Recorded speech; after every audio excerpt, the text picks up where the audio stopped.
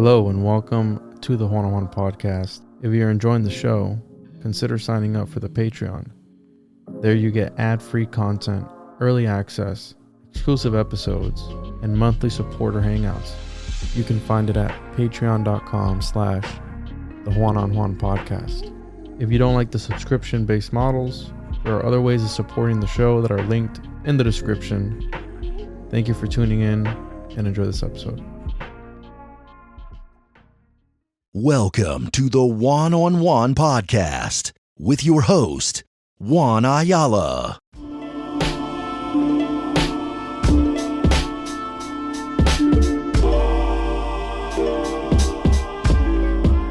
I don't know why people would be so triggered by Jesus being an adept in alchemy or in metaphysical arts because, well, one, everyone accepts that Jesus turned water into wine, right? They even practice that in Catholic Mass. So, and then he turned, what was it, the fishes, like one into many?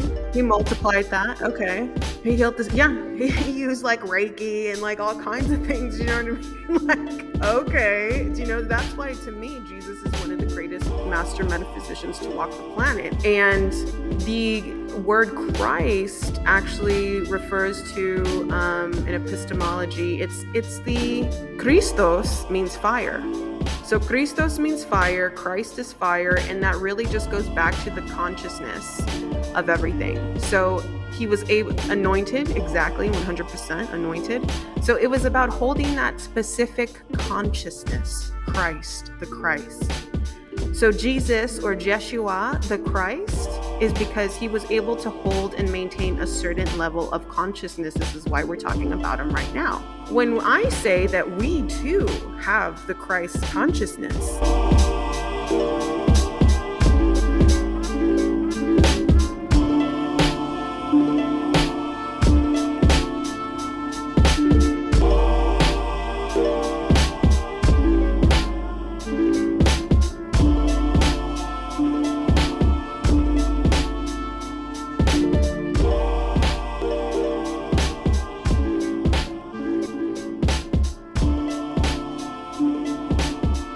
Welcome back to another episode of the One-on-One Podcast. I'm your host, as always. Make sure to follow the podcast on all social media platforms at the One-on-One Podcast. All my links are in the description, and you can find them at the One-on-One Podcast, theoneononepodcast.com. There you go. So, back again. You've been on the podcast a couple of times, right, Mandy? How many times? 2, 3 times? I think like 3 times. Okay, well, we're here again for whatever time this is. Welcome back to the show. How you been, Mandy? It's been a minute. Hello, Juan. It has been a couple of minutes. I've been fabulous, living in this existence that gets weirder by the day. So every time we speak with each other, I swear it's like I've lived another chapter of life. So there's always something interesting to examine and contribute in my perspective.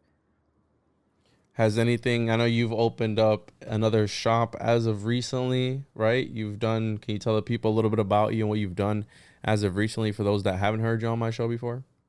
Yeah, actually, so you can find my work on Instagram at solaris.aura or on my, public page where you can find sound healing and self-mastery resources, which is cq.portal. And the website is creativeintelportal.com.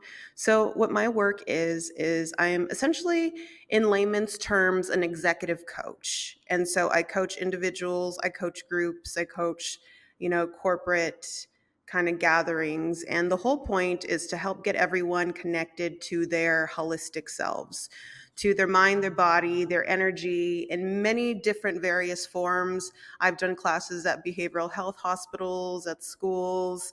I have my own gallery, and I'm really pushing more of everything more to be more online because my goal is to reach an even wider network audience here in the US and internationally.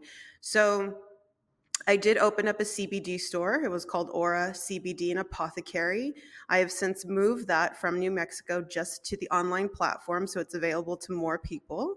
So if you want to have some, very feminine energy approach to CBD with MCT oil in lemon ginger or just unflavored. You can go check out my website and order some there. So it's a fan favorite for a lot of people. But really, that's what's going on, is I'm making this transition into the for real quantum of the internet to be more available for just an expansive experience for myself and for other people and companies and networks and groups, and just really ending my chapter here on the borderland, which is the border of New Mexico, Texas, and New Mexico, and actually getting ready to head back your way, Florida, pretty soon by the end of the year.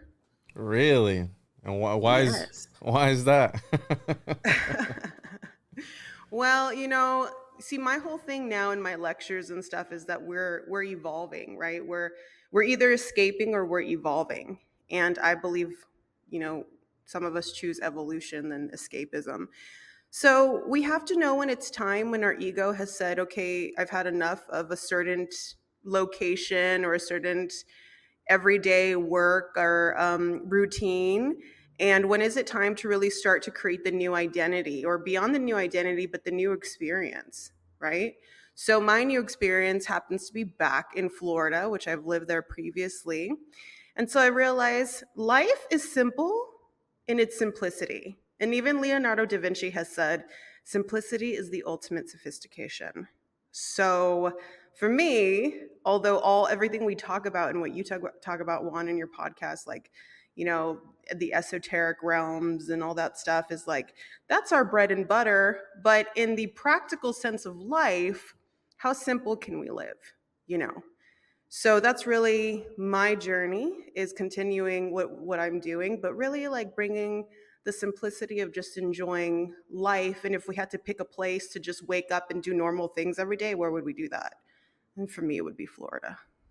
Yeah, I don't see myself living anywhere else that's not Florida. I've tried. I went to Tennessee as of recently, and whenever I travel somewhere, I try and picture myself living there, and I just can't. There's something about, I call it the alchemical vessel, where people come here to transcend to the next dimension. They come here to die, which is weird, right? But just something about Florida that's always getting. I'm a Florida boy. I wasn't born here. I was born in Puerto Rico, but yeah. And doesn't it scare? So you're talking about moving on and transitioning, but doesn't it scare you? Because what are your thoughts on this whole transhumanistic? And I don't know if we've talked about it before, but because you said you're transitioning to the quantum realm for real. Are you gonna give in to the lizard people, Mandy, or what's up with that? What are you gonna? No, the quantum realm.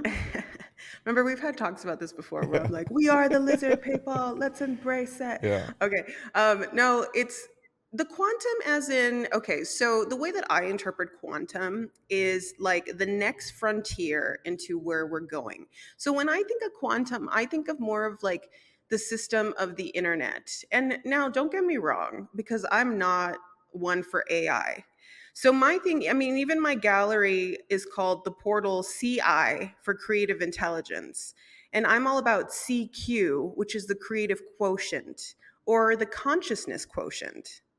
And so me and AI are not really friends, because I'm constantly trying to always like override it with creative intelligence, which is what I believe is the God force channeling through us and expressing itself through creative ways, many ways. So quantum to me is just getting into that underbelly of those particles of, what we know as the internet, and just really making more waves and moves into connecting to the people that we need to connect with in order to open up those consciousness levels, in order to create truly, for real, a world that we want to see. And that's the only way we're going to do it, is by doing it within ourselves first, and then maybe through our creation someone might pick up a book or a podcast or something that we say, something that we make, and it changes their lives, or they too want to get on the path of evolution and no more escapism. So yeah, quantum to me is more like quotient. Like how far can we take our creative quotient? How far can we take our consciousness quotient? And how different does that look like? Because I think sometimes there are archetypes of people and they want us to live a certain way. Like, is everyone going to be like I mean, he's an excellent person, but is everyone just going to be an avatar of Tony Robbins? Is everyone going to be an avatar Who's of like that? Deepak Chopra? You're spinning these names out. I thought you were going to say You know? Elon Musk. Tony what?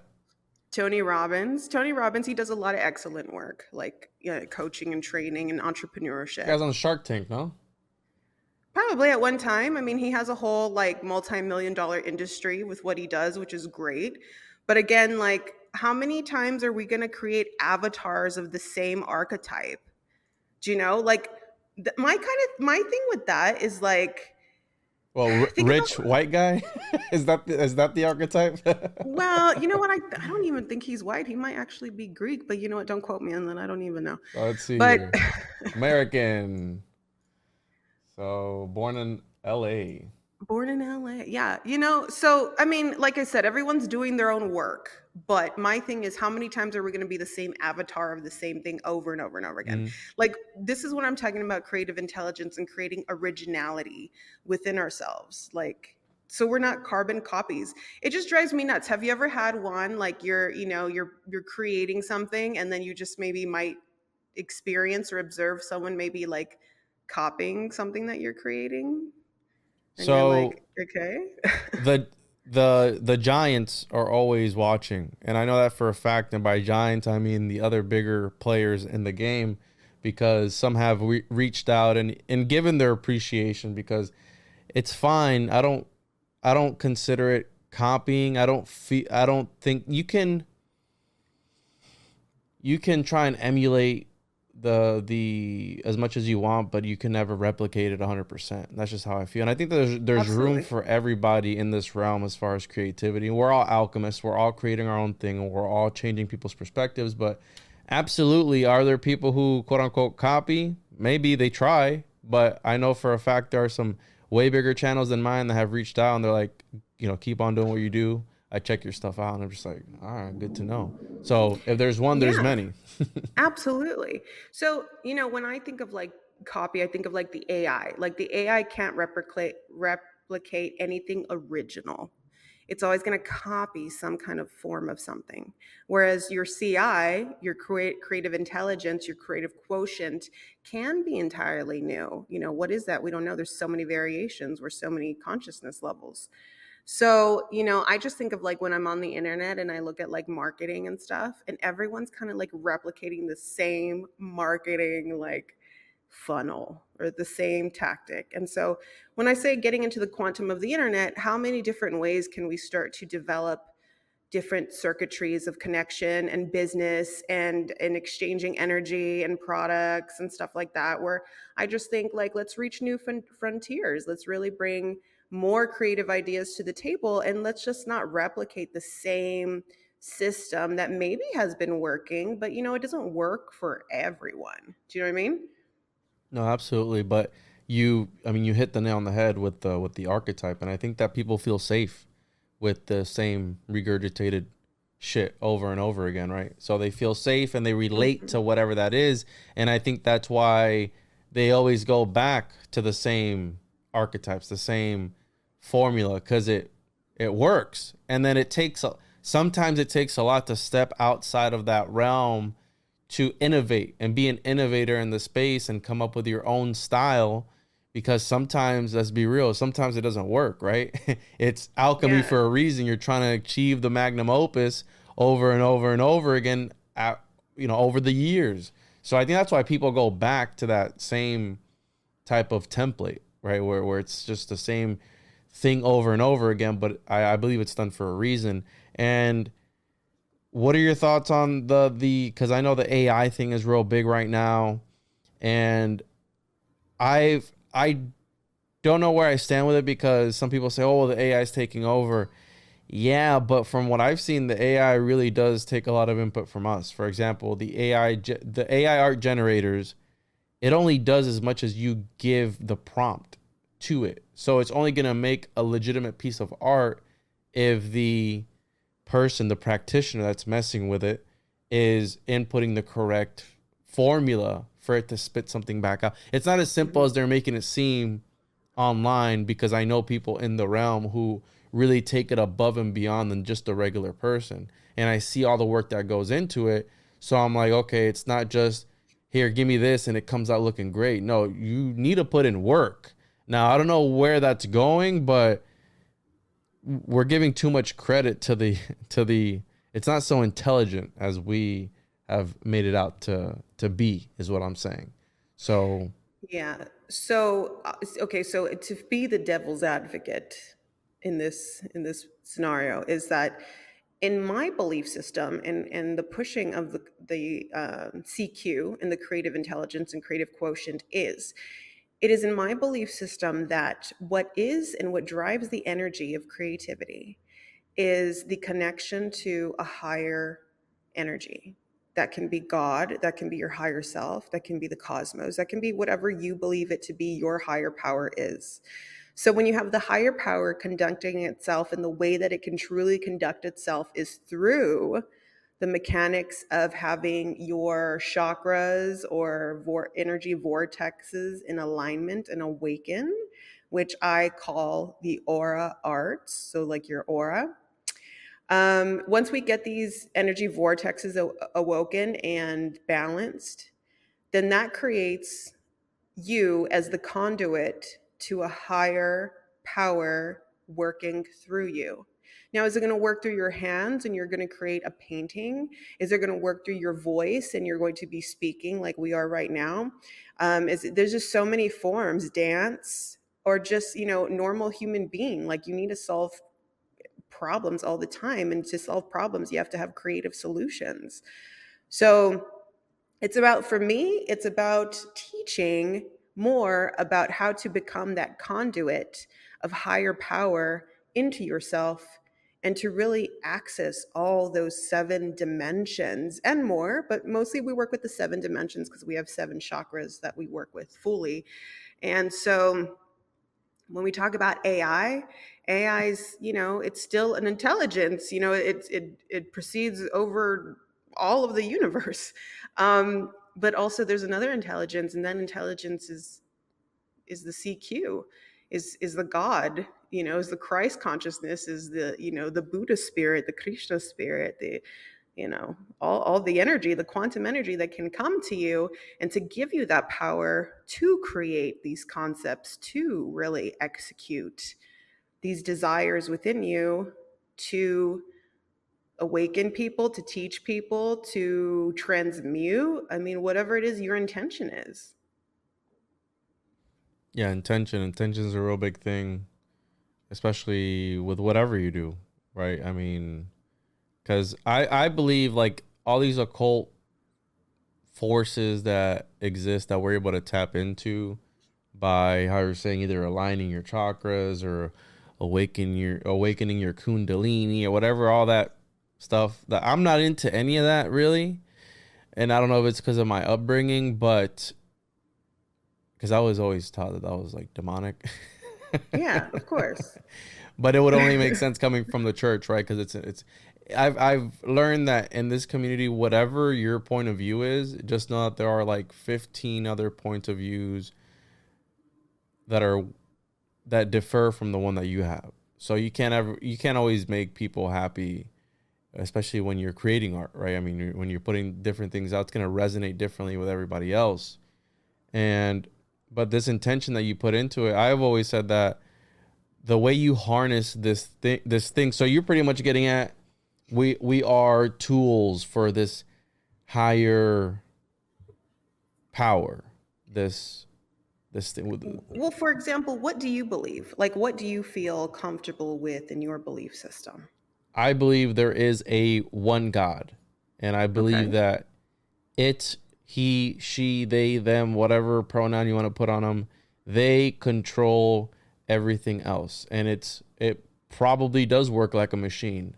But then I also want to get into the idea that we're in like some organic simulation, and these simulations being run by this thing, right? This being, maybe it was what the Gnostics called it, right? The consciousness, the idea, thought that came first. And that's that is projecting out. It's the I think I heard somebody put it beautifully the other day. We're like, I think he called us thought forms of this God. We are its projections, its emanations from its mind, and that's the reality that we live in. So essentially, I do believe in the source, in the one. Now, I Yeah. don't believe it to be what they've painted out to be, this old white beard, white guy in some throne somewhere, right? I think it's, But does anybody really believe that though? Like current day? I mean, current day, Yeah. Like I'm just like curious. white Do people Jesus really believe or that? Well, let me tell you something. Let me tell you something. Have you ever read Dolores Cannon? no, but I think I've heard that name before. All right, Dolores Cannon wrote a book called Jesus and the Essenes many, many years ago. She does QHTT, and it's like quantum hypnosis stuff. She's already like long gone. But her work, she took people into the super conscious. And the super conscious is said to be like part of what we believe if you believe in multidimensionality. So your multidimensionality, you're living here, but you're existing in other timelines and energy spaces and other avatars all at the same time. So if that is true, which most of us who believe this kind of stuff, right, know that time's not linear. We're like in a spiral, a lot of stuff's happening at the same time. Through that, she was able to tap into the superconscious and go into some of those concurrent lives that are being lived at the time of whoever she was working with. So what was fascinating about it was she wasn't like working with someone and she was like, "Oh my God, we're tapping into you and you're Jesus Christ." No, she was tapping into someone like who lived during the time and they remember witnessing and hearing stuff. So that's really interesting. So like what, what was happening? Like kind of like a bystander in their perspective of the times. So in Jesus and the Essenes are a group kind of like the pre Gnostics. And the Essenes are said to be have a lot of technology, but very like there she is, very like golden technology, very holistic technology, which probably we should already have at this day and age, but we know that there was a lot of like stuff that derailed that, as we got here, but that's okay, we're on our way. But their technology really was about alchemy. It was about bringing on, a conduit onto the earth that was going to be able to do you know how when we talk about like when the monkeys found out they had their thumbs or whatever, and just because they had that thought, it put it in like the system, the grid, so then the monkey from the other side of the world also could use their thumbs. Do you remember that whole like theory? I've never heard of that theory before. You've never heard No. of that theory? So the theory is that like in our divine matrix system, because as much as we're in a matrix, there's also a divine aspect to it too, is that when one person or being can think of something and do it, then they automatically put it into that field for the next person or being to actually do that. So that would be like with the monkey and their, what is it, the retractable thumbs. So one monkey was like playing with its hands and realized it had retractable thumbs. So then that went into the divine matrix. And so a monkey on the other side of the world was able to access that information. So all about accessing that quantum information, right? We don't know how that's happening, but it's happening. Do you know what I mean? So that was one of the things where the Essenes were wanting to bring a conduit into the world to be able to help access that divine grid because it had been shut off. Okay, so we think like during the times of Jesus, like that was the beginning. They were living in the Stone Age. No, there was like stuff we don't even know. They had technologies beyond what we can even understand right now. But yeah, they were shut off by the dark forces because humanity was not going to, breach new levels of understanding itself and the true history of what's happening. So in Dolores and Jesus and the Essenes, it's a wealth of knowledge as far as how deep she goes into how astrology played a huge part on the pairing of Joseph and Mary, because they were going to be the ones to bring that conduit that was Jesus, who was going to do that divine alchemy, that work. And I believe Jesus was one of the master metaphysicians to ever walk this planet. And the reason why I took us here is because you said white Jesus, and well, there's many accounts that Jesus had red hair. So We can just leave it there.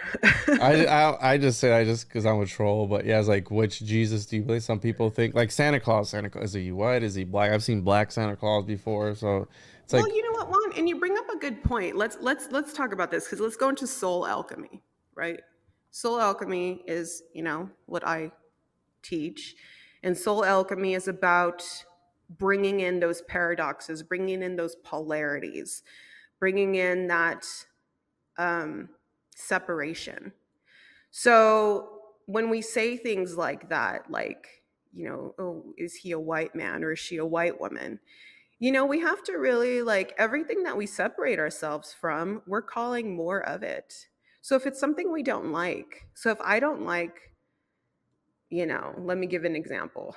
If I don't like the smell of pickles and I'm like, oh, God, and it's simple. It's just a very simple example. But if I don't like that smell and I keep judging everything like smells that way, I'm going to call that into my life. So everything that we judge, it ricochets and it comes back into us. So, what we want to try to understand now in this point of our existence and our unfolding, very simply, is that we need to come to a space where we're not so polarized, because we've turned into a very polarized society.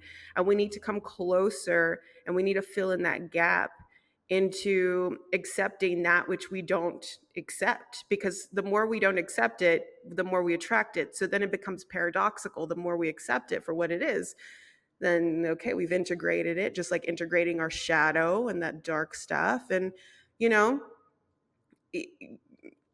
I just can't get with how much we can. It's okay to say something about one race but not another. I just think that we've transcended those things. Like, we're just humans. Do you I know what I'm saying? I don't think so. I think it's worse now than it ever has been because of how you're saying like attracts like. I think that's how they say it. And the more you talk about it, right, the more you're bringing it forth. And is that Hmm. like a form of self-sabotaging? Because I do that a lot. And I'll hyper focus on things, sometimes negative things. And I feel like as of lately, I've been attracting even more hardships or like complications, if you will, into like Hmm. my work life or whatever it is. But because I, I consider myself a realist, and there's a problem with that because whenever I'm very analytical, and that comes the good comes with the bad. So when I analyze something good, these are the pros, but these are the cons. And I always like Hmm. to prepare for the worst case scenario because that's just how life is. If everything was as easy as they made it seem, then everyone would do it, right? So I always prepare for the bad stuff, and I think mentally I focus too much on the negative stuff, and it kind of self-sabotages me in the end at times is what it feels like, because you're talking about attracting things because you're focusing on them. What if do you have any ways of hacking the way that you look at things instead of, what would they say, pessimist, where it's like either it's a half full or half empty type of thing? Because I feel like I'm hardwired the way I think already, and it's kind of hard to break out of that loop. Yeah, absolutely, 100%. So you have the tools to break your own spell. So in this conversation, you said, I feel like I'm already hardwired. It's hard to break that loop.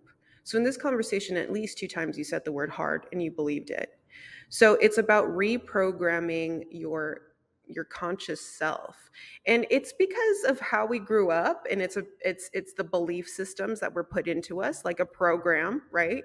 So when belief systems are the hardest things to really get out, they're really deep in us. So, by first acknowledging that I have a belief system that I need to prepare for the worst, you are already inviting and opening the doors for the worst to take place. There are a lot of people in my realm of work that they're very much about, like, you need a protection stone, or you need to do this to protect your home, or you need to do this ritual. And it's like, okay, cool. But guess what? If you're focused on protection, you're opening that door for something to come and harm you. So again, everything becomes very paradoxical. Now, is it okay to be aware and prepared? Absolutely. But what is the energy that you're going to hold around that?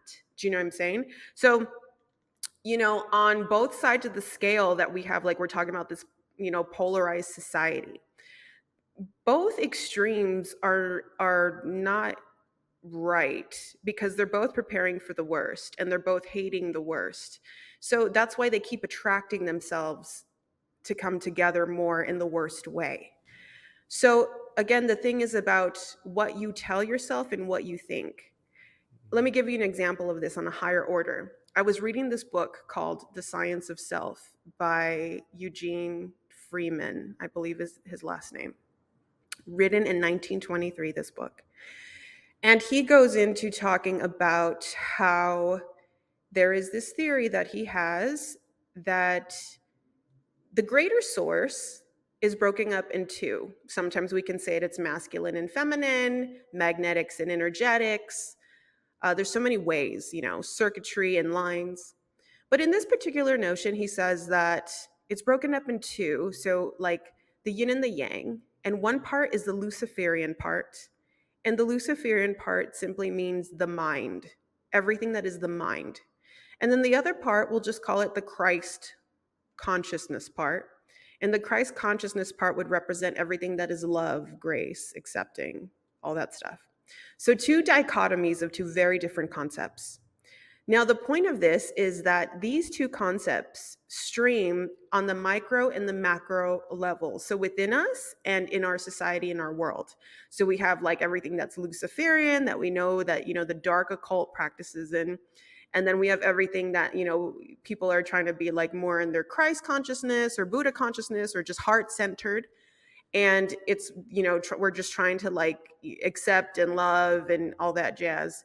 So the whole thing is about reconciling the two and bringing these two twins together, because he refers to them as the two twins. These are the twins, and bringing these together. So we bring these together on so many levels. So if we go through time, we go through epochs of time, and each epoch of time has its own religion, has its own way that the human consciousness was rolling, you know what I'm saying? And I feel we're entering that last epoch of time where we're truly merging that Luciferian mind and that Christ consciousness or heart-centeredness together. Now, how do we do that? That's again focusing and coming to terms with the mind has taken control. The mind's taken control of me. It rules my belief system. It's making me have this kind of paranoia, fear of life in front of me. And here's the secret: is you are the life. Life is unfolding through you. So you are the true alchemist. You are the soul alchemist. You are the one who's going to say, I'm going to experience my dark night of the soul, or I'm going to experience euphoria, or whatever it is that you want to experience. You're the one putting it out no matter what. And it's a deep responsibility that we all have to take. And it roots from somewhere. So if there's something just still, my life is still not going in the way that I want, there's always room to look at our habits, our belief systems, our energy, and what it is we are truly telling ourselves, the spells we are telling ourselves with the thoughts and the actions and the words that we, deem as true for ourselves. Does that make sense? Yeah, absolutely. You create your own reality tunnel in a sense. Like you jump into it and you wear it nicely, right? That's where I have an issue. And what you're saying with these polar opposites, they're not attracted, but you have these two sides that, how do I say this? I put attracted to the worst forms of themselves, kind of in a way, because that's what brings out that polarization to begin with. Like, I don't like the way you are because that's the worst form. I don't know where I'm going with that, but attracted to the worst forms of themselves, like, because they're polar opposites. Opposites attract. So it's like they don't want to get to that end of the spectrum, and that spectrum doesn't want to get to this end of that, whatever other spectrum it is. So it's like in this endless war. But can we ever come together? Is there a way to balance that out other than changing the way that how many generations need to die off before, like, retire or something before we can come to terms. And like that sounds fucked up, but you know what I'm saying? Like how many generations need to be replenished or something before that the ideas of the previous generation are wiped out? Because not until we can come into agreement with everyone will we ever come together to not a new world order, but to love each other, I guess. Yeah, I mean, listen, it's first the work, the alchemy, the lead into gold has to start in a vessel.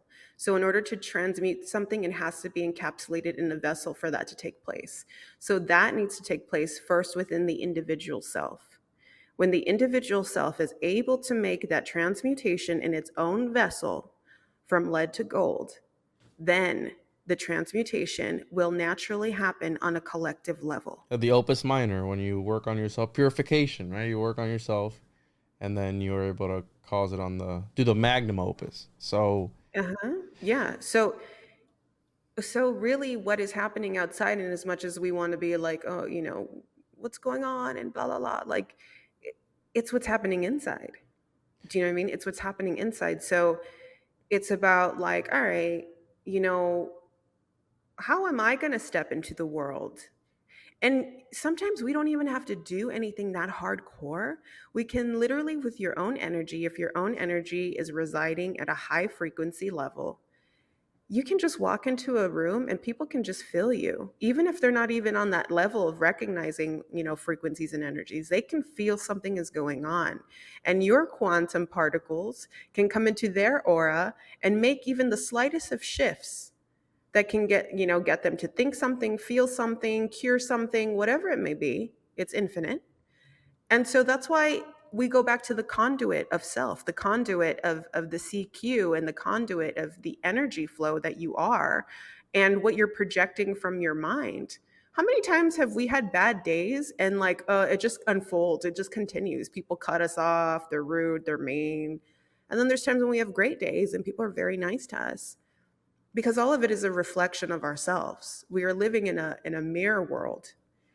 And we're also like, it's the way it's about now transmuting everything. Like recently I had a friend tell me, I said, yeah, I really, this year I didn't go to Mexico because every year in February I go to Mexico with my partner, who's now my ex-partner, but it's okay, we're very good friends now. And I was like, yeah, I really miss going to Mexico and having that whole thing, whatever.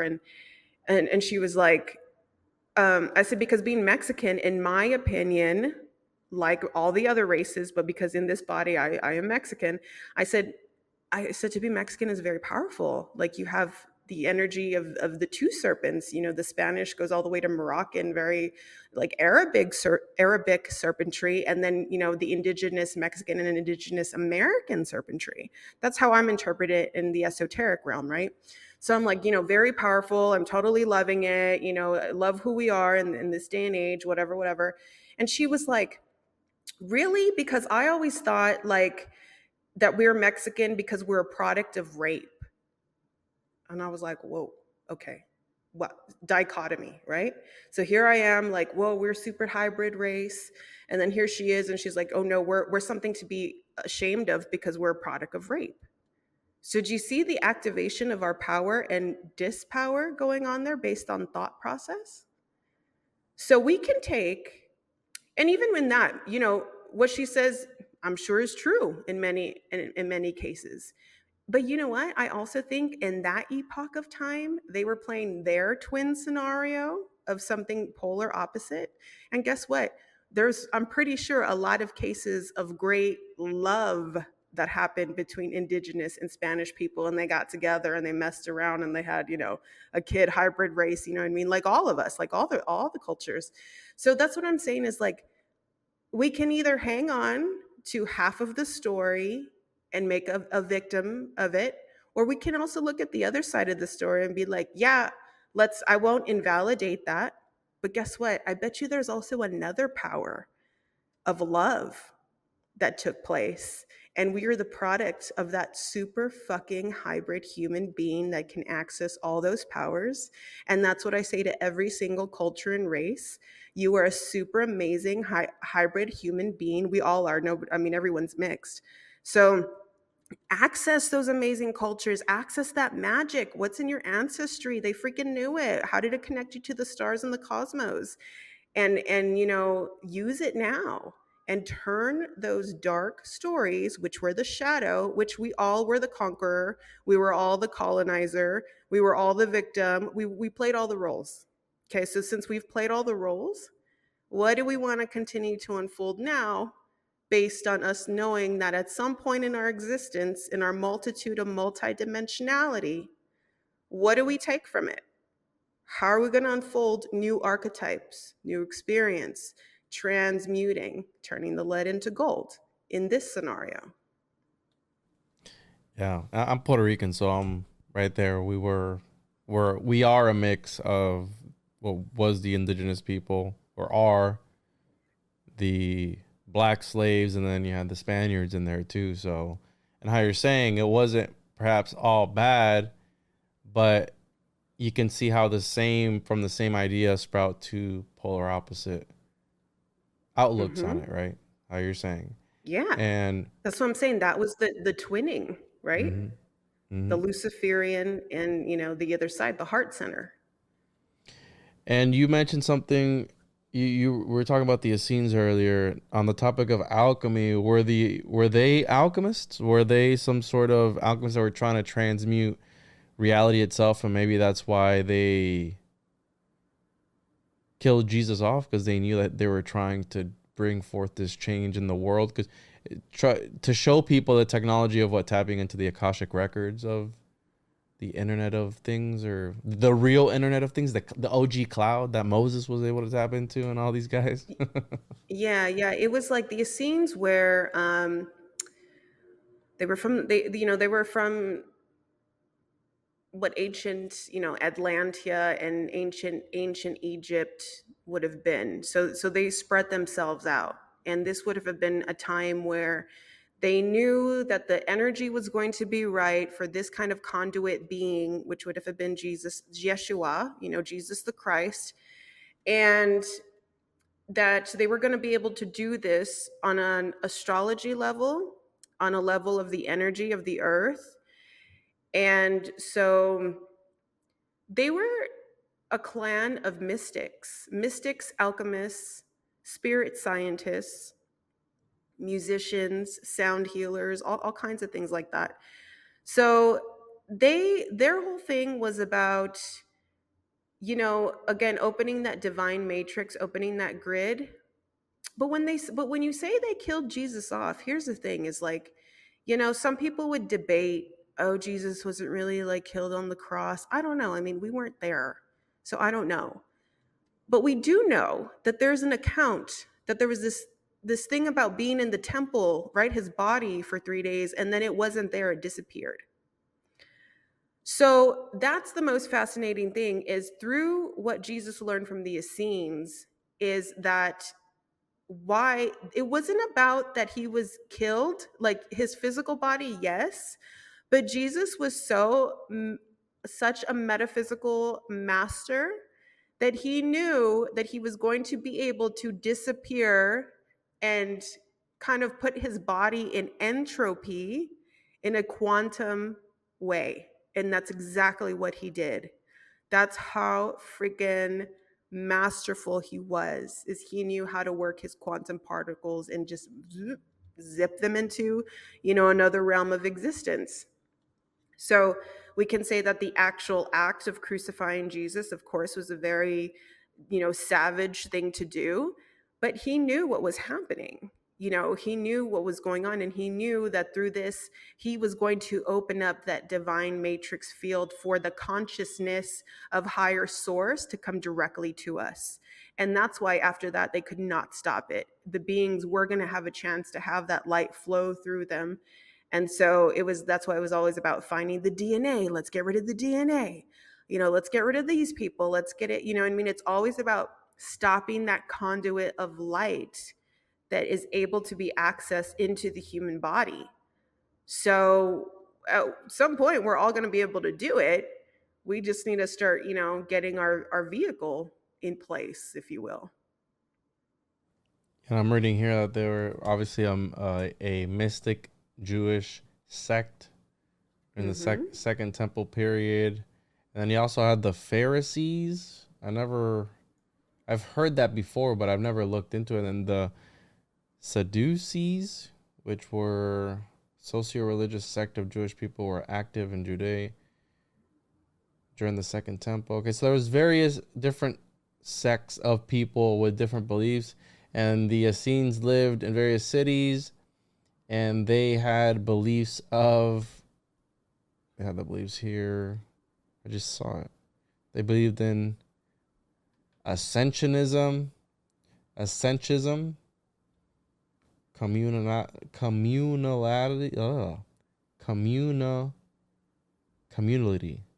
Damn. No. Hold on. Sense of community. I need to figure out how to say this. So communality. I guess that's how you say it here. Here. What's that word right there? Communality. They had a sense of communality. Daily immersion, mysticism, predestination. Yeah, so they were, they were studying the collective. So that's another way of saying the collective, communality. That's a weird word, right? It's a weird word. Yeah, it's a tongue twister. Say it 5 times fast. Communality. Yeah. Yeah, so they were tapped into, they knew the micro was the macro, the inner and the outer worlds. And basically everything that we're talking about today, they were, putting that in. And I want to feel like, based on Dolores Cannon's books, is the consciousness of the normal person in that time was very like, it was primitive, It's malleable, yeah. And so, and rightfully so. I mean, we live in a completely different age in society. Like, if we need something, we go to the store and buy it, right? Over there, it was like, was it going to be cold? Were they going to freeze? Were they going to starve? Like, all these crazy things. Like, absolutely. They were just based on survival, right? So I think that's why, speaking of that, like survival and the ego and stuff, where we say the ego is necessary so we don't fall off the cliff, or we can run from the, lion that's chasing us, is now we're placed in society with technology and we have everything at our fingertips. And then how does the ego react, right? But we're the dumbest we've ever been. Totally. 100%. 100%. So that's why we need these, like, to go back to this like ancient knowledge. Because what you said earlier, because I talk about a lot of esotericism, but I don't really touch upon how to apply it in your life. Practical esotericism, and not so much occultism, because that's a whole other thing. But just a few things are running through my head with the giving up of Jesus, right? Because I grew up believing and taught that he was offered up as an offering, right? He was sacrificed for the sins of everybody. And what a more powerful sacrifice than, right, your son. Number one, that's a pattern throughout history, right? Your firstborn son, offering them up. And also the idea that this concept was passed down even through ancient cultures of offering the body up as this alchemical catalyst for the people. And the reason I'm saying that is because during Atlantean times, the king was seen as an alchemical catalyst for his people. He was a life force for his people. And I mean, if you look at, Jesus was called a king, was he not? Right? I'm sure he was referred to as a king. So I'm just thinking, like, I never made the connection between alchemy and Jesus, but I know he was. I've said it before. He's an adept of some sorts, but that triggers some people, right? And I've also heard that Jesus was the man, Jeshua, and then Christ was the title that was given to him. It was when it was unlocked when he was baptized by John the Baptist in the River of Jordan. So, because again, back to what I mentioned earlier, there's always going to be the opposite of whatever you think. There's always going to be the opposite thing, but you need to come up with your own conclusion, because we're not ever going to really know. I mean, this is history. It's been it's gonna continue to be debated, but and I think that's part of the design too, where they have this there, and people are gonna still talk about it, and they're gonna run in circles with it, right? But you need to come up with your own decision. You need to come up with your own research and your own belief, essentially, at the end of the day. So I'm just thinking about that. Like the body of Christ was this offering that was given up for humanity, essentially. Yes, he died for our sins, but maybe it's not what they've taught us that it was actually for. They say sins, but then was it Yeah. really for that? You know what I'm saying? Like I'm trying to No, like look deeper into what I've been taught. That absolutely. So I here's a really interesting way to kind of like cut it up. In my belief system, religion is about teaching and maintaining judgment, and spirituality is about transcending that judgment. So if we come from a religious point of view and we say Jesus died for our sins, okay, there you go. There's the judgment. You're assuming that as me existing as a human being, I'm born of sin. did you just assume my sin status? Is that what you're trying to get at? Exactly. Exactly. Like, you know what I'm saying? So if we're going to believe those stories, we're going to believe that whole ideology that you're already born with sin. What is that? Well, I mean, what is that already telling us? They're programming you already to like the downfall of your life. Like you're a horrible thing. You're like, what? Okay, that's crazy. One. Okay, so that's religion bringing judgment. Two, um I don't know why people would be so triggered by Jesus being an adept in alchemy or in metaphysical arts because, well, one, everyone accepts that Jesus turned water into wine, right? They even practice that in Catholic Mass. So, and then he turned, what was it, the fishes, like one into many, Yeah, he right? multiplied them. He He walked on multiplied that. water. Okay. Yeah. He healed the sick. He healed this. Yeah. He used like Reiki and like all kinds of things. You know what I mean? Like, okay. You know, that's why to me, Jesus is one of the greatest master metaphysicians to walk the planet. And the word Christ actually refers to in epistemology, it's the well, okay, and I have this tattooed to me too in Greek and in Hebrew, is Christos means fire. Okay. So Christos means fire, Christ is fire, and that really just goes back to the consciousness of everything. So he was anointed, exactly 100% anointed. So it was about holding that specific consciousness, Christ, the Christ. So Jesus or Jeshua, the Christ, is because he was able to hold and maintain a certain level of consciousness. This is why we're talking about him right now.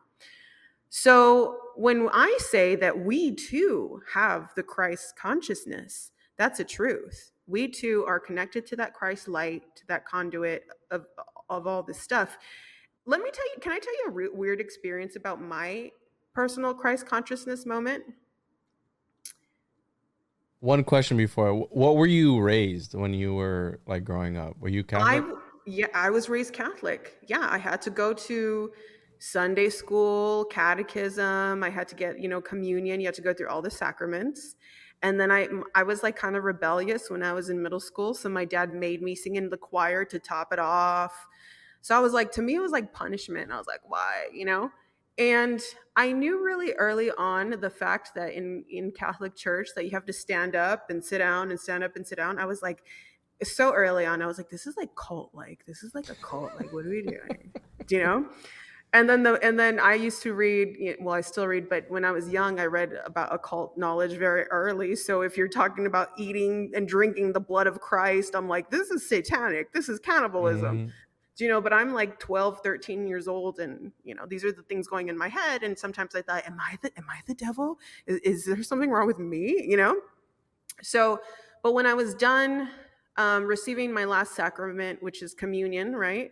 You're like 14 years old, you get a certificate, and I handed it to my mom when we were walking out to the parking lot, and I said, here, mom, I did this because you made me do it.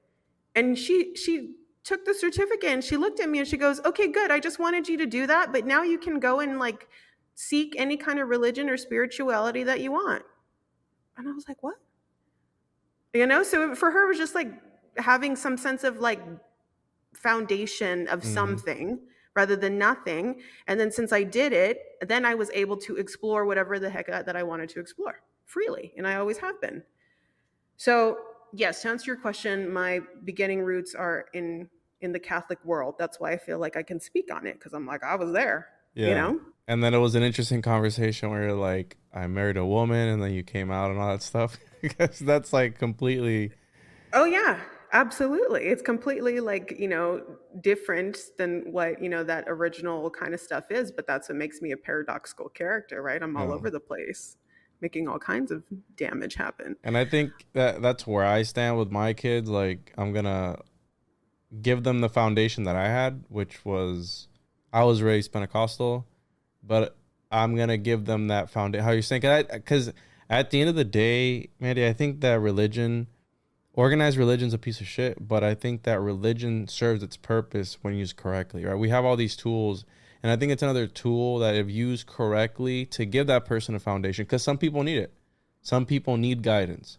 So I feel like if Agreed. used correctly, it's a very powerful tool because it gives you those values, it gives you those principles. The 10 Commandments at its core, it's don't be a piece of shit. Be a good person. Love your neighbor. Hmm. Respect your mom and dad, etc. Don't murder. Don't kill people. Right? Don't murder people, etc., Totally. etc. Which is in my eyes, that's a good thing. If you're a good citizen, but obviously for some people that could be bad. Like, oh, now you're gonna be a sheep, right? Because you can take that too. But for my kids, I'm gonna pass the tradition on, and then when they grow up and they listen to the One on One podcast and they're like, Dad, what's all this shit about? Then I can be like, yo, we're gonna have that talk about Hmm. whatever this reality is, and I'll respect that because I was there too. Like that was my thing when I was questioning, like, what's up with this Bible verse and what's up with that one and what's up with the Old Testament, Mom? And she's just like, no, don't read that. I go, what? It's the Bible. And then you start looking into King James and who he was. I was like, damn, this guy's Hmm. kind of shady. He did what? It's like, oh, and so it just comes to show how many people aren't even educated in what they follow because they're just handed something. Here, this is how it's going to be. And that's what I'm saying with this whole ideology of when is it going to get snuffed out, because without that, as long as we have this dogma, I don't think that we as a people can come together to move forward. Yeah, I think that you're right. We should have some kind of basis because, again, we are working with different consciousness levels on our planet. That's what brings the ebbs and flows, right? So we're not all the same. Some people need to have some kind of like, religious basis to live in life, to not kill and to not abuse your children and like all those things that you should not do. And so, in terms of that, it's needed. However, I think the more that we continue to become aware and open and expansive, then it's up to us to start to, also expand our spirituality or expand that, connection to higher power or everything that makes us who we are. And it's going to be, again, we're going to transcend then judgment. So that's a big one. We're going to transcend judgment and we're going to understand a little bit why people do what they do or why things have been done to us and so on and so forth. And the thing with Jesus is it always interests me that a lot of people have like such an aversion, like when you bring up Jesus, they take it just like solely like I the love Jesus. religious dogma of it. I love Jesus too. I say I am Jesus, like That's a bit much for me, but yeah. we are all Jesus. We're all capable of the Christ consciousness. This is why we're even having this conversation, because it's in us. So, and my favorite number is 33. But it's just like it's about the expansion of what could be, of what a human being can do, and Jesus demonstrated it many times in many different ways, and that's what's fascinating to me. And if we can have a whole planet of people tapping into their collective Christ anointed Christos fire consciousness, then wow, that's then where we no longer have religion. We have a wide open space for the spirit to flow, freely between people and the earth and relationship and the creations in our existence. So it will happen. We just need to I don't think I that's feel good for the lizard people though. If we were all to come together and how you're saying, and I'm thinking about the axial age where, well, I know we're focusing on Jesus, but there was also other. What are your ideas on these other characters Oh yeah, in totally. history? Yeah, yeah. I mean, uh, of course. I mean, give me all the Egyptian characters, right? No, Jesus, Muhammad, Buddha, Krishna. They're all the same spirit. So I mean, we're still saying like Was it Jesus, the but same person though, or no? well, okay. In my belief system, I believe that we are like an octopus. Like the higher self is the head, and then the tentacles are many forms of us. So I think it can be like that. Like they're part of the same body, the same spiritual body, but they came in different forms. They had to. Mm, There's different epochs of time, there's different cultures and belief systems and the way people are going to take in information and spirituality. So they had to come differently.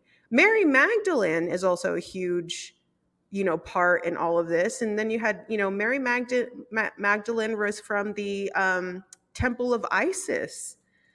So some would argue that, Jesus and Mary Magdalene learned a lot of Egyptian magic. oof. I don't And know.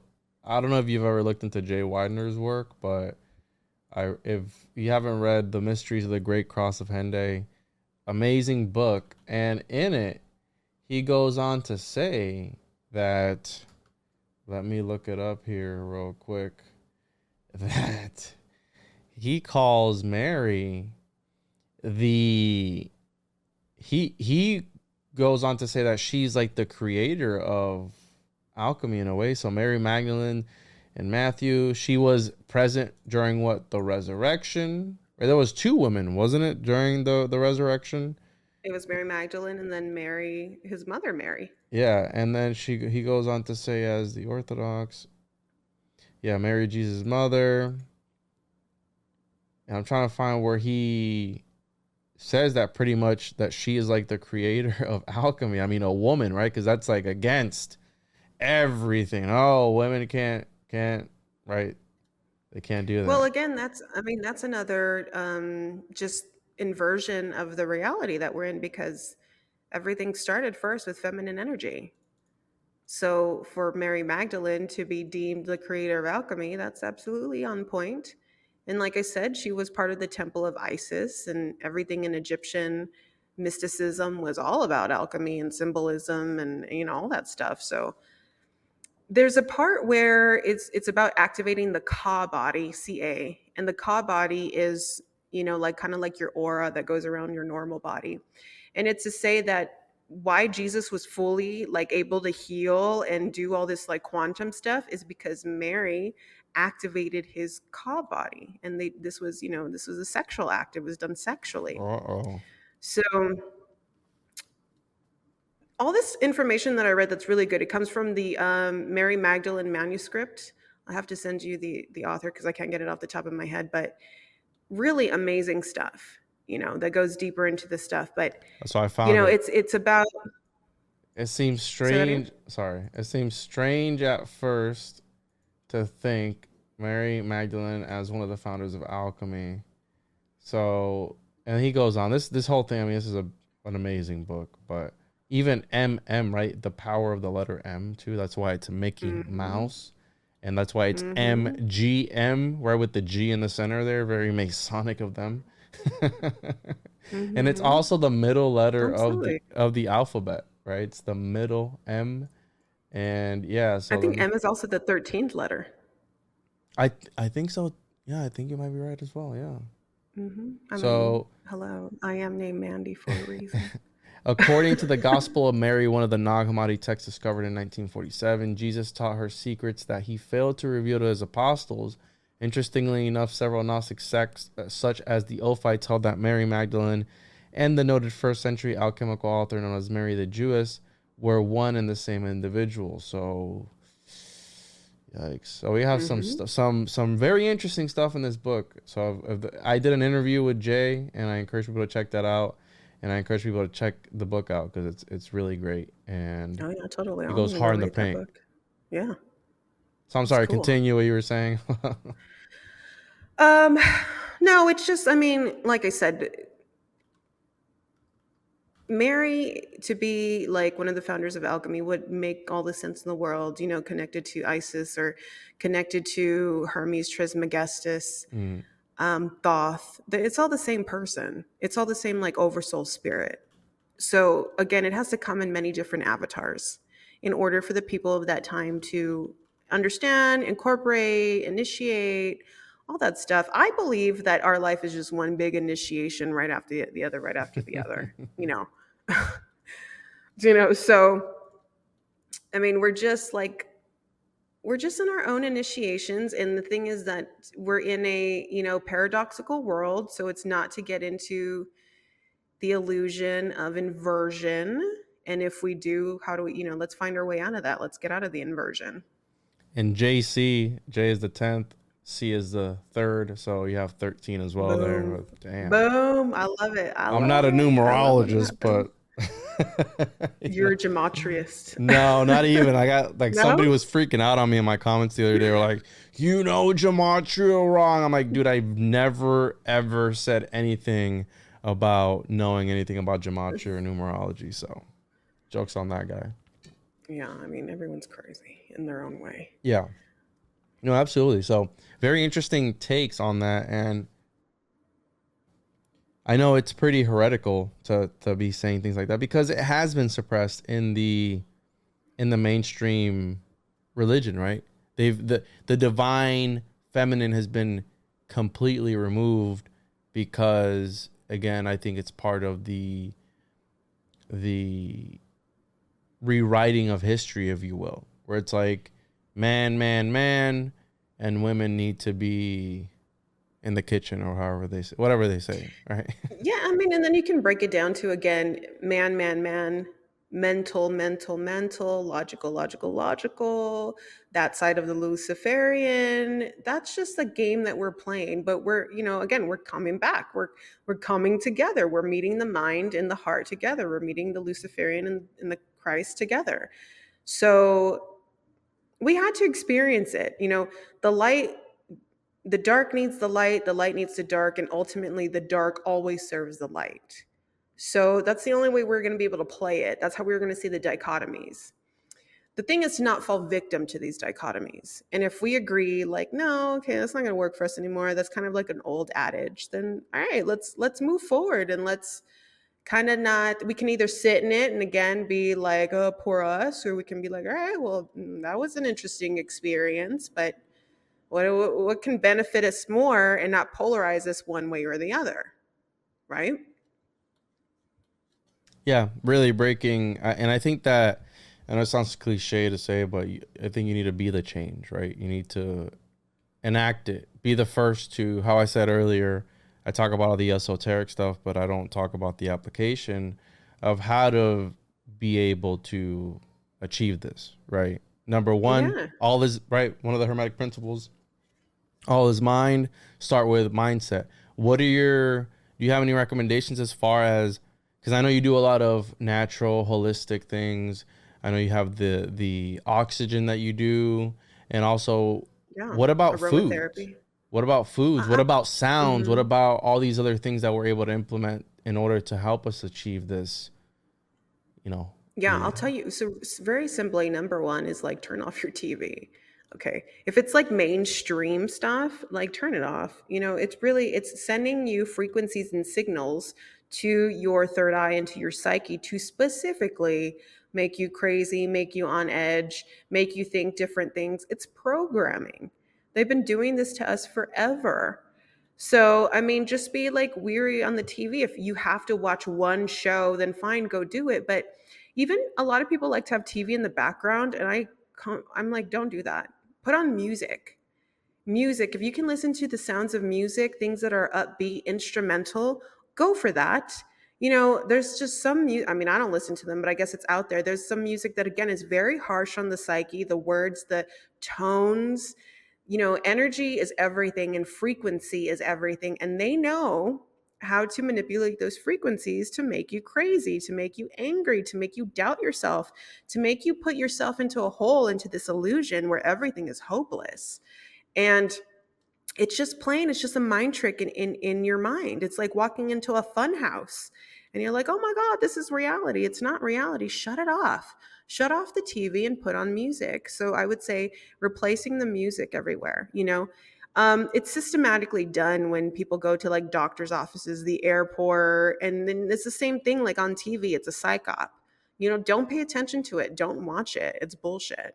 Anything that has like a big advertisement with it has an agenda for you. So, second guess, be deciphering in what it is you're ingesting through your eyes, through your ears, through your mind, through your energy. So really decipher what it is that's happening there. So sound is important. What you ingest, food, absolutely. I mean, the more dead the food is, the more there's no energy to it. So have a balance between, getting those live, active energy foods. And you know what? That doesn't necessarily mean that you got to go and be a vegan and all this stuff. Are you? You a No, I'm vegan? not. No? No, I'm not. No, people need meat. We need meat because if we take meat away so drastically, our own brain proteins don't even start to grow back. So we start to feel lethargic and stuff, and that's not healthy. So a balance of everything 100% as far as what we're ingesting, as far as food. And, like Cokes and stuff, sodas, I always say that's battery fluid for the AI. So really, maybe alternative like tea and stuff like that. Where you're getting your water from, how's your water? How clean is it? Bless your water, just put your hand over it, say a little prayer. Your own energy can clear out a lot of stuff. In your home, are you hoarding a lot of stuff, a lot of old stuff? Old energy carries a lot of old stuff that, might hinder you from moving forward and doing all that stuff. Of course, CBD is always great. You can go to my website and order some Aura CBD. That's really great for your nervous system to kind of chill out and relax. Aromatherapy is great. So essential oils, get your favorite scent and just like smell it and relax and calm yourself down, everybody. Do you know? So it's what you smell, it's what you hear, it's what you taste, it's what you ingest. And you know what? It's what you speak and it's who you speak to. So people also act as portals. So if there's just this one person that's constantly bringing you negativity and like going into gossiping realm, you might want to really think about that portal you're opening up with that person who serves as an energy field. And, what kind of fields are you creating with them essentially? So our fields, they're always emitting. Ooh, thank you so much. They're always emitting, the frequency in which we want to abide and, live in. That is the Creative Intel website. Thank you so much, Juan, for putting it up. And, I work a lot with businesses and entrepreneurs and schools and creative people. And, it's about team building or individual coaching. So my approach is, using aromatherapy, sound bath, CBD, creative ways to really just get us awake, get us aware of our environment, get us into how we're really opening those energy centers or not opening, either one. That's our lovely friend Christy. Yeah, shout out to her. Probably watching right now, Christy. Yeah. So I've wanted to try this because I've seen it. You put it so many times. So it has essential oils, which essential oils really work. And my son had trouble breathing for a while, like congestion and just sinuses problems. He was always clogged up, and the doctor wanted us to put him on Zyrtec like every day. And we're like, yo, that's not good. So we tried this essential. I forgot which one it is from this local lady over here. And I'm telling you, that works. Like we put it on him every night. And it just, it's the craziest thing. I use it. And I'm not like, I don't do a lot of the things that you're talking about as far as, because I'll be honest, I like to indulge in the pleasures of life because I'm here for a good time, not a long time. He said, yeah, everything in balance. Yeah, in moderation. So yeah, it's really cool. I want to try it out. So, are you gonna open up a store here in Florida, or what are your plans with that? Are you gonna leave the one open in you're in New Mexico, right? I'm in El Paso, Texas, on the border. Yeah. So Hopefully Florida. Yes, I hope to open a store and incorporate the aromatherapy CBD oxygen. For now, I am consulting on other businesses as to putting this system into their own for their staff or their employees. Or what I would love is to like have this in a boutique setting, like in an airport or something, so people can relax and chill and listen to binary beats.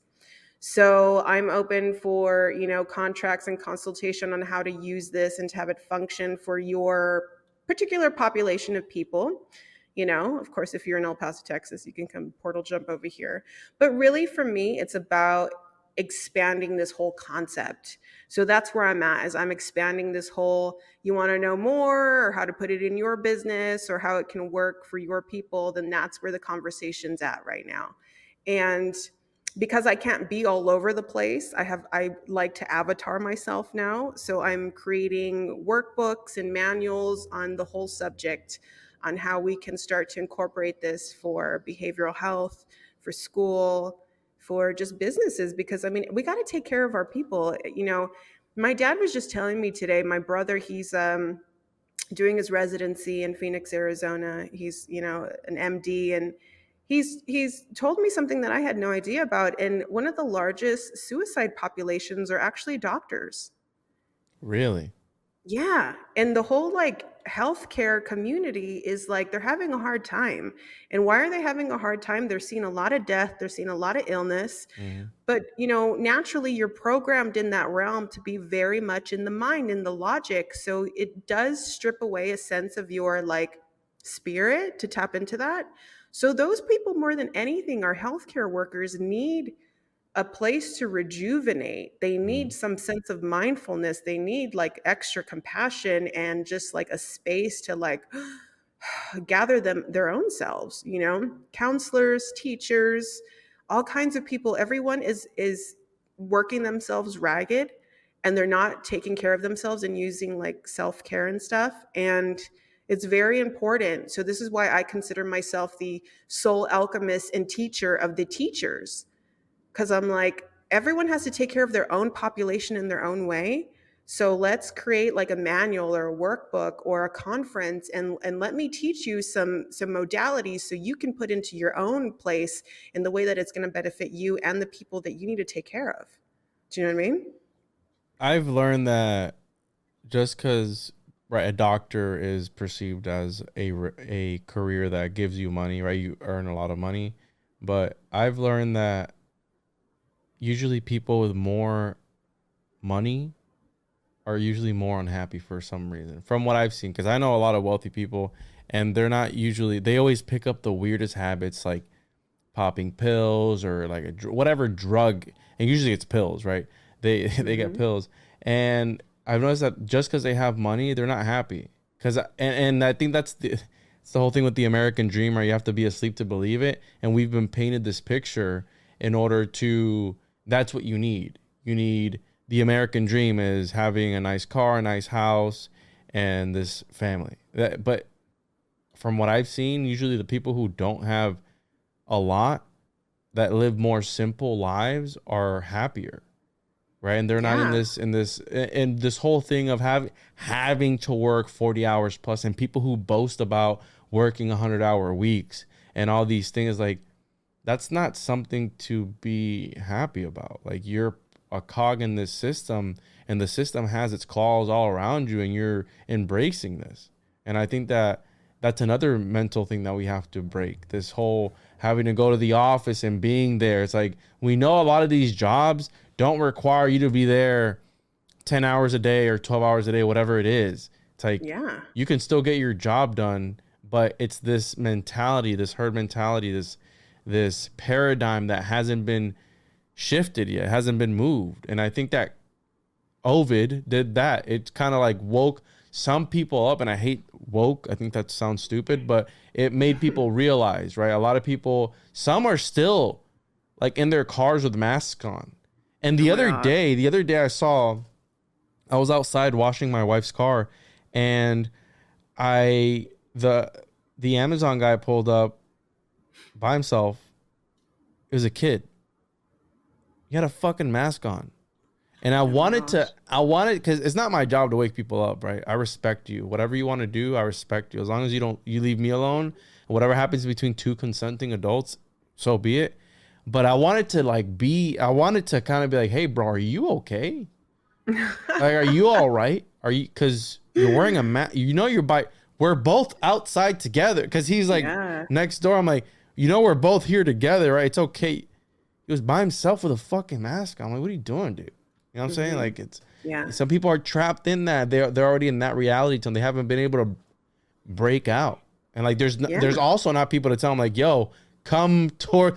Do you hear my voice? Come towards my voice and Right. put yourself out. Walk towards me. Yeah. Fine.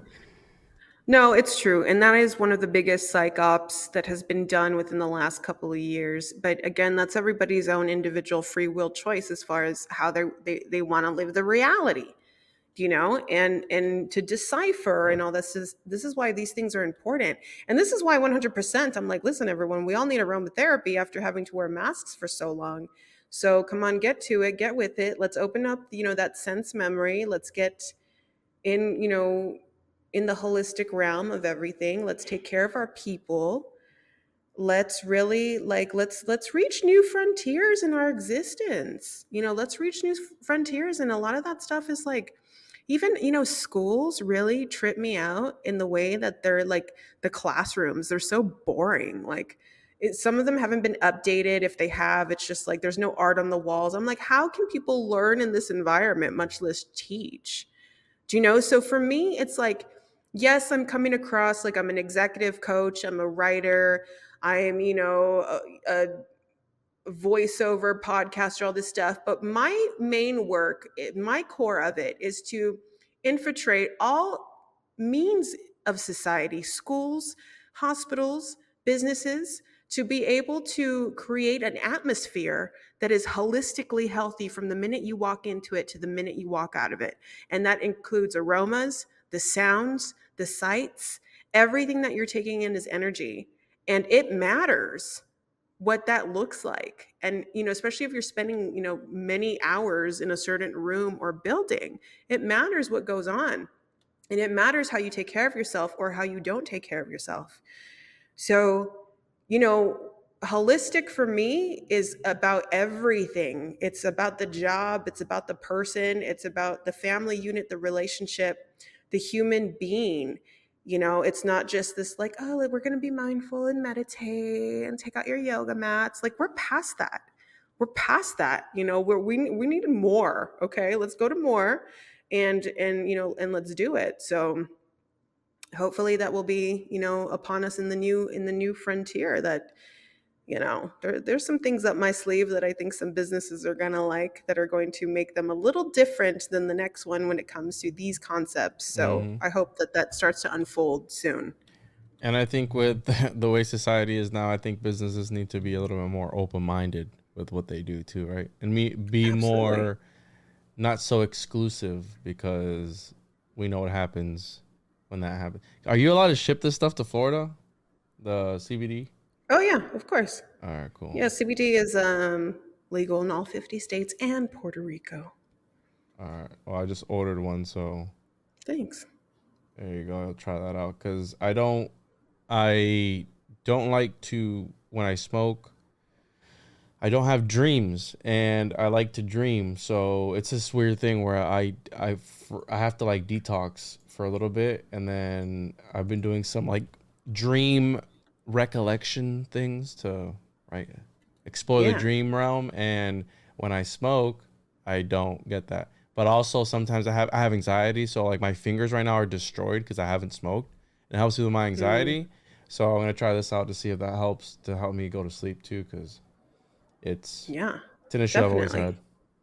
Definitely. I would also say, like, remember, your anxiety is worrying about the future. Mhm. So depression is worrying about the past. Anxiety is worrying about the future, right?